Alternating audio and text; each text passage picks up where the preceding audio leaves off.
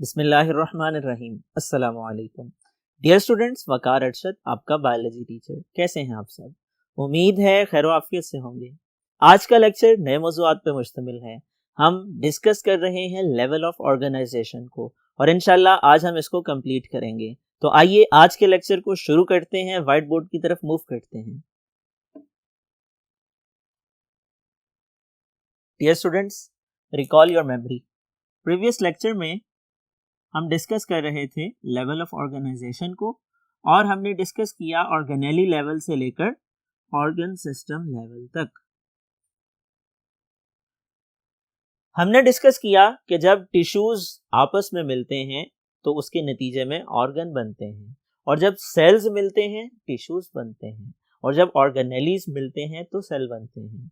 हमने डिस्कस किया organelle cell के छोटे पार्ट्स हैं जिन्हें सब सेलुलर स्ट्रक्चर्स कहा जाता है। माइटोकॉन्ड्रिया, राइबोसोम इसकी मिसालें हैं। माइटोकॉन्ड्रिया का काम सेल की एनर्जी प्रोड्यूस करना है, राइबोसोम का काम सेल के लिए प्रोटीन सिंथेसाइज करना है। इस तरह के ऑर्गेनेलीज मिलजुल के जब काम करते हैं, असेंबल होते हैं, अरेंज होते हैं, तरतीब पाते हैं, यूनिट ऑफ लाइफ बनता है जिसे सेल कहा जाता है। सेल के अंदर डिवीजन ऑफ लेबर होती है, यानी हर ऑर्गेनेली अपना मखसूस काम सरअंजाम देता है।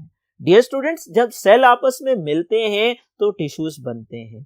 कुछ जानदार ऐसे हैं जिनका जिस्म एक सेल पे मुश्तमिल है, उन्हें यूनिसेलुलर कहा जाता है। कुछ जानदार ऐसे हैं जिनका जिस्म बहुत से सेल्स पे मुश्तमिल है, उन्हें मल्टी सेलुलर कहा जाता है। प्रोकैरियोट्स की बात की जाए, प्रोकैरियोटिक सेल रखने वाले यूनिसेलुलर ऑर्गेनिज्म होते हैं। यूकैरियोट्स की बात की जाए, ये ज्यादातर मल्टी सेलुलर ऑर्गेनिज्म होते हैं। प्रोकैरियोटिक सेल साइज में छोटे और सादा होते हैं, यूकैरियोटिक सेल साइज में बड़े और पेचीदा होते हैं, यानी लार्ज और कम्प्लेक्स होते हैं। डियर स्टूडेंट्स, जब सेल्स के मिलने से टिश्यूज बनते हैं तो टिश्यूज के अंदर हर सेल अपना खास काम सरअंजाम देता है। सेल अपनी लाइफ एक्टिविटीज अपनी बुनियाद के ऊपर सरअंजाम देते हैं, लेकिन उनके मिलने का मकसद एक खास काम को मिलकर भी सरअंजाम देना होता है। हमने डिस्कस किया एग्जाम्पल्स को, प्लांट में भी टिश्यू पाए जाते हैं, प्लांट टिश्यू कहलाते हैं। उसकी एग्जाम्पल मेरिस्टेमेटिक टिश्यू है, एपिडर्मिस टिश्यू है, ग्राउंड टिश्यू है, सपोर्ट टिश्यू है, जाइलम और फ्लोएम टिश्यू है।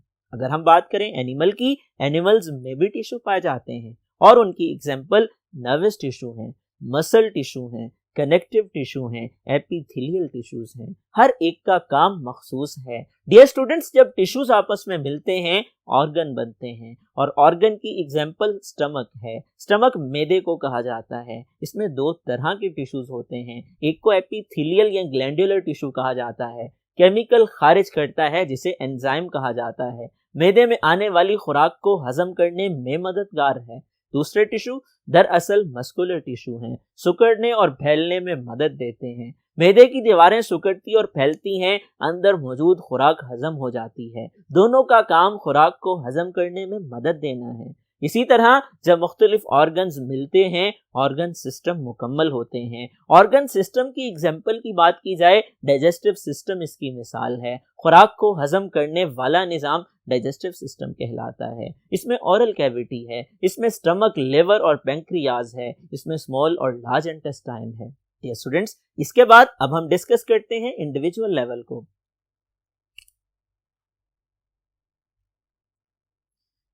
इंडिविजुअल लेवल की बात की जाए, इसकी डेफिनेशन आप यूं कर सकते हैं, when different organs and organ systems organized together they form individual level. एक इंडिविजुअल का मतलब एक मुकम्मल जानदार होता है। डियर स्टूडेंट्स, इसकी एग्जांपल मैं भी हूं, इसकी एग्जांपल आप भी हैं। एक मुकम्मल जानदार को इंडिविजुअल कहा जाता है। इसके अंदर मुख्तलिफ ऑर्गन एंड ऑर्गन सिस्टम होते हैं। ऑर्गन सिस्टम में ऑर्गन्स मौजूद होते हैं, ऑर्गन में टिश्यूज मौजूद होते हैं, टिश्यूज में सेल्स मौजूद होते हैं, सेल में ऑर्गेनेलीज मौजूद होते हैं, ऑर्गेनेलीज में मॉलिक्यूल्स मौजूद होते हैं, मॉलिक्यूल्स एटम्स के मिलने से बनते हैं, एटम्स सब एटॉमिक पार्टिकल के मिलने से बनते हैं। ये तरतीब हम डिस्कस करते आ रहे हैं और ये लेवल ऑफ ऑर्गेनाइजेशन कहलाती है। यहां पर ये बात समझ लीजिए कि एक इंडिविजुअल में organ and organ system coordinated होते हैं, मिलजुल के काम करते हैं। अगर हम मिसालों का तस्करा करें, एक इंडिविजुअल में खुराक को हजम करने के लिए डाइजेस्टिव सिस्टम है। इसी तरह से सांस के निजाम को रेस्पिरेटरी सिस्टम कहा जाता है। इसी तरह से अगर हम बात करें यूरिनरी सिस्टम, तो इसका काम आपके ब्लड की सफाई करके यूरिन प्रोड्यूस करना है। इसी तरह अगर हम बात करें नर्वस सिस्टम की, इसका काम आपके जिस्म के मुख्तलिफ हिस्सों में राब्ता पैदा करना है और बाहर माहौल में होने वाली तब्दीली का जवाब देने के काबिल बनाना है। ये मुख्तलिफ ऑर्गन सिस्टम्स की एग्जाम्पल हैं जो फर्दर मजीद ऑर्गन्स पे मुश्तमिल होते हैं। डियर स्टूडेंट्स, ये तमाम ऑर्गन सिस्टम कोऑर्डिनेटेड होते हैं, एक दूसरे से मिलके काम करते हैं। यहां पर ये बात भी समझ लीजिए, अगर हम एग्जाम्पल से समझना चाहें, जब आप हार्ड एक्सरसाइज करते हैं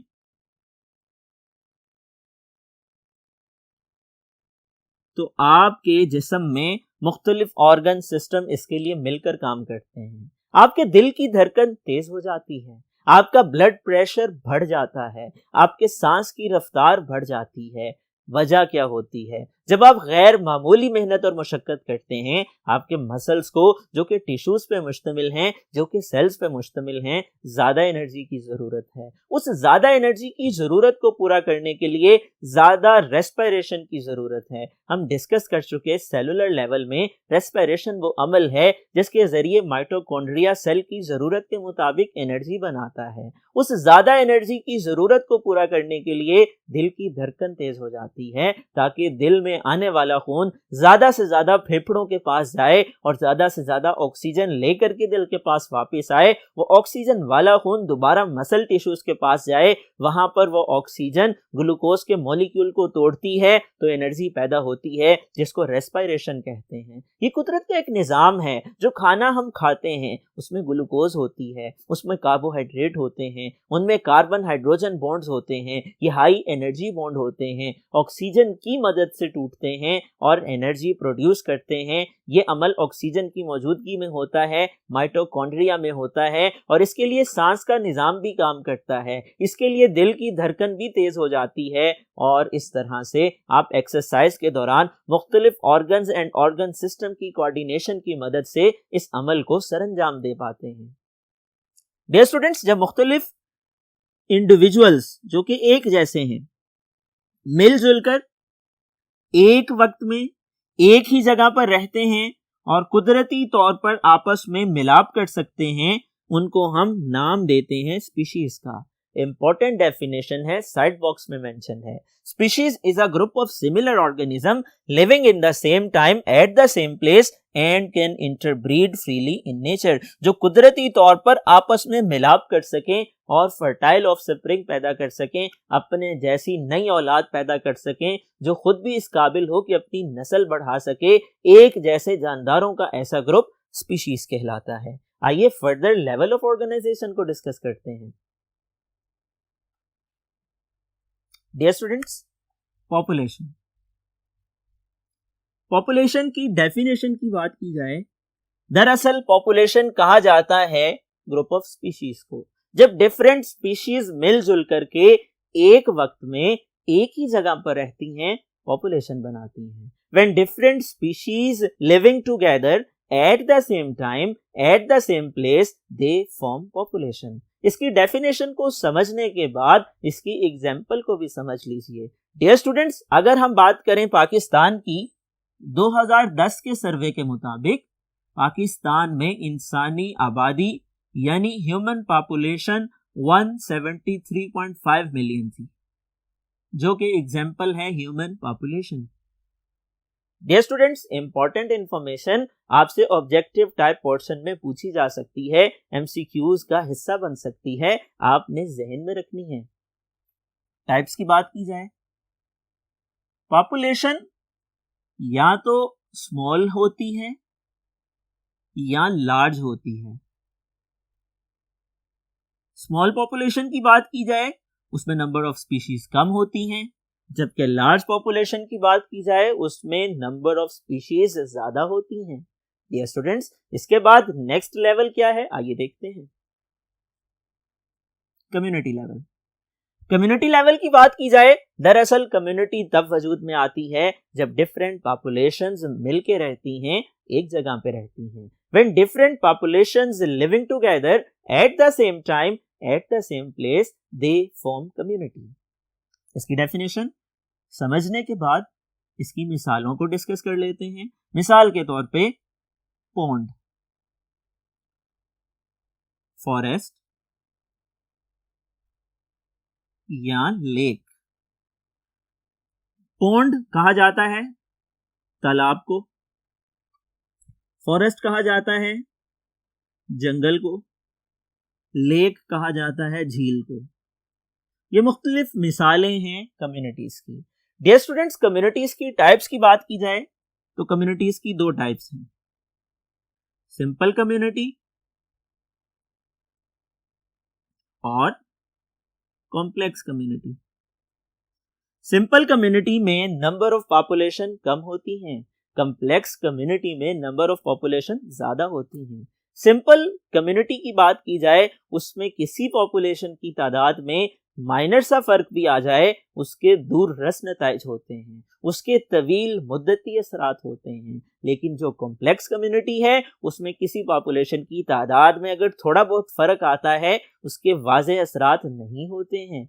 अगर हम सिंपल कम्युनिटी की एग्जाम्पल की बात करें तो फालन लोग, आपकी बुक में मेंशन है इसकी एग्जाम्पल, फालन लोग अंडरनीथ सम इंसेक्ट, एक गिरा हुआ पत्ता और उसके नीचे कुछ इंसेक्ट्स, ये सिंपल कम्युनिटी की एग्जाम्पल है।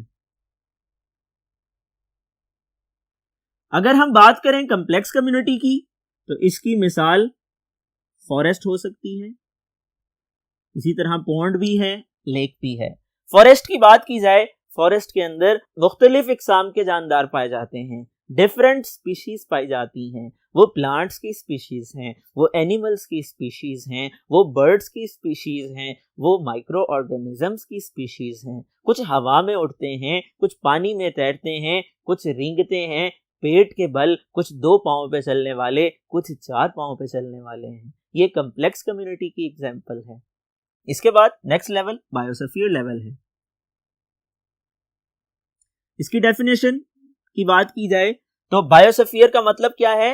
It constitute all the living ecosystem, it comprise all the communities of living world. तमाम की तमाम जानदारों की कम्युनिटीज को मजमूई तौर पर अगर हम जोड़ दें, मिला दें, तो हम नाम देते हैं बायोस्फीयर का। It is the zone of life on earth. इसको आप यूं भी समझ सकते हैं, जमीन के ऊपर जहां जहां जिंदगी मौजूद है उस एरिया को बायोस्फीयर कहते हैं। बायो का मतलब लाइफ है और सफीयर का मतलब गोल यानी बेजवी शक्ल है। ये स्टूडेंट्स, जमीन का वो हिस्सा जहां जानदार पाए जाते हैं, समुंदर की गहराइयों से लेकर के बुलंदो बाला पहाड़ों की चोटियों तक फैला हुआ ये हिस्सा बायोस्फीयर कहलाता है। और साइंसदानों के मुहतात अंदाजे के मुताबिक इसकी जो डेप्थ है वो 20 किलोमीटर है। अगर हम इसको समझना चाहें, साइंसदान एक मिसाल से वाज़ेह करते हैं। अगर हम एप्पल को जमीन के बराबर तस्वुर करते हैं तो एप्पल का जो पील है, सेब का जो छिलका है, वो दरअसल जमीन पर बायोस्फीयर की तादाद है, जमीन पे जानदारों की तादाद है। इतनी बड़ी कायनात है जिसमें जानदारों की हकीकत सिर्फ इतनी सी है।